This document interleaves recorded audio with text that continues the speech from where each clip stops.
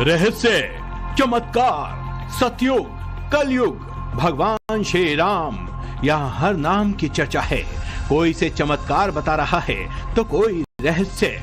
आखिर गंगा नदी में कहां से तैरता आया ये भारी भरकम पत्थर? देखिए, इस पत्थर को देखकर यहाँ श्रद्धा उमड़ पड़ी है। भक्तों का रेला लग गया है।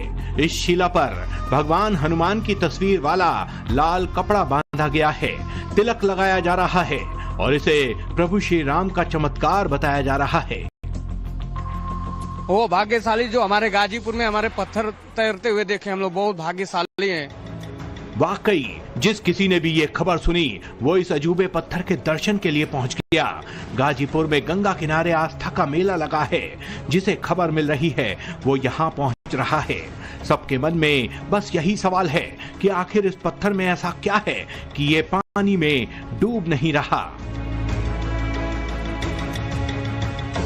सावन के पवित्र महीने में गंगा की लहरों पर सवार एक पत्थर गाजीपुर पहुंचता है और देखते ही देखते उसे पूजने के लिए जो लोगों की भीड़ है वो उमड़ पड़ती है। कुछ लोग इसे चमत्कारी पत्थर मान रहे हैं तो कुछ इसे राम सेतु का अंश बता रहे हैं।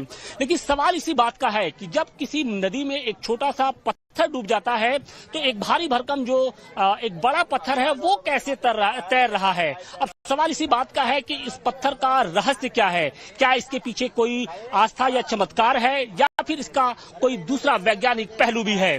आज होगी इसी बात की पूरी पड़ताल। हमारे देश में अक्सर चमत्कार को आस्था से जोड़ दिया जाता है। गाजीपुर में भी ऐसा ही हो रहा है। लोग फूल, अगरबत्ती और प्रसाद लेकर यहाँ पहुँच रहे हैं। इस पत्थर को चमत्कारी समझकर पूजा पाठ की जा रही है।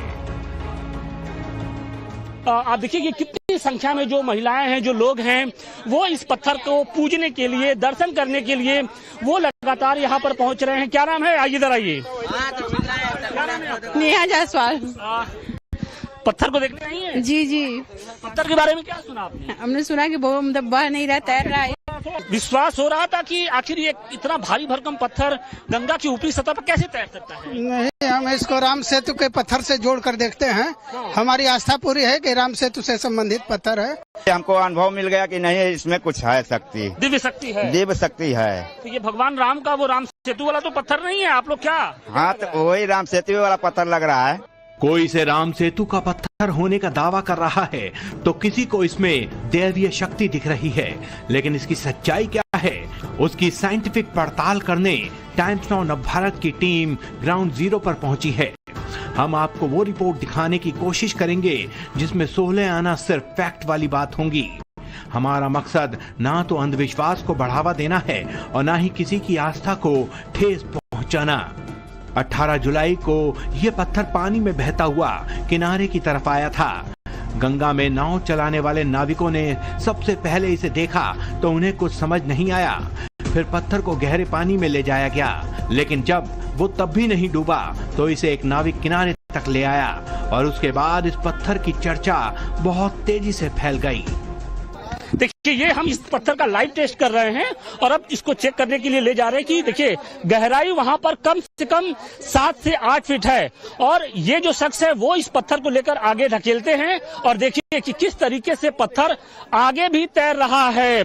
कहा जाता है कि रामायण काल में जब भगवान श्री राम लंका पर चढ़ाई करने जा रहे थे तब समंदर को पार करने के लिए उनकी सेना में मौजूद नल नील ने राम राम लिखे पत्थर को समंदर की सतह पर जोड़कर पुल बना लिया था, जिससे भगवान की सेना ने समंदर पार कर लंका फतेह की थी।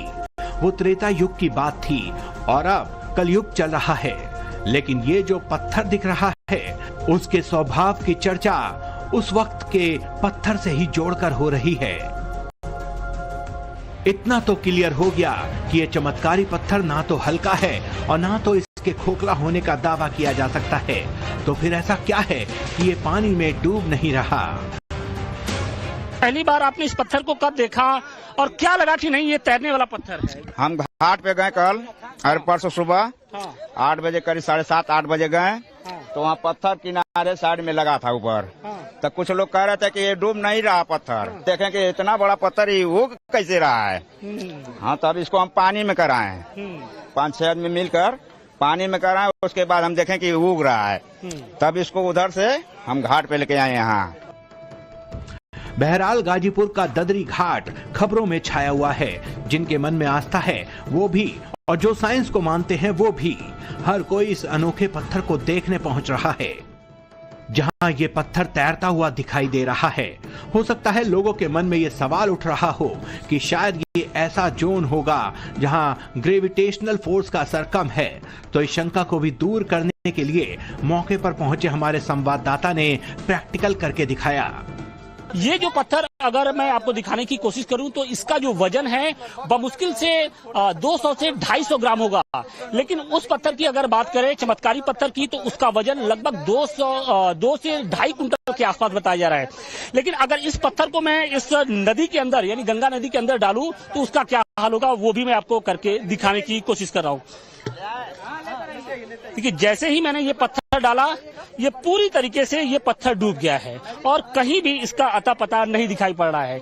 लेकिन वही अगर दूसरी तरफ अगर इस पत्थर को हम दिखाने की कोशिश करें तो ये पत्थर अभी भी गंगा की जो ऊपरी सतह है वहां पर ये तैरता हुआ दिखाई पड़ रहा है। हालांकि विज्ञान के अनुसार पानी की सतह पर तैरने वाले पत्थर प्यूमिस या कोरल से बने होते हैं। ये एक ज्वालामुखी पत्थर होता है जो ज्वालामुखी विस्फोट के दौरान बनता है। प्यूमिस एक हल्का ज्वालामुखी पत्थर होता है जिसमें छोटे छोटे छेद होते हैं और ये अपने कम घनत्व की वजह से पानी पर तैर सकता है। और इसी तरह कोरल स्ट्रक्चर भी हल्की और हवा से भरी होती है जो उन्हें तैरने में मदद करती है। यहाँ चमत्कार किसका है, आस्था का या विज्ञान का? ये तब तक स्पष्ट नहीं होगा जब तक साइंस इस चमत्कारी पत्थर की पूरी तरह से जांच नहीं कर लेता। जो लोग हैं उनकी जो भावनाएं हैं वो कुछ अलग हैं। उनका ये कहना है कि कड़कड़ में शिव का वास होता है, भगवान का वास होता है, तो एक भारी भरकम पत्थर में क्यों नहीं हो सकता है, और भगवान का इसमें वास है, इसी वजह से ये पत्थर फिलहाल तैर रहा है। तो अब सवाल इसी बात का है कि क्या वाकई धर्म और आस्था की जो बात है वो सही है या फिर वैज्ञानिक जो दृष्टिकोण है वो सही है। नजरिया आपको अपने हिसाब से तय करना है। गाजीपुर से मनीष दुबे के साथ आशुतोष सिंह, टाइम्स नाउ भारत।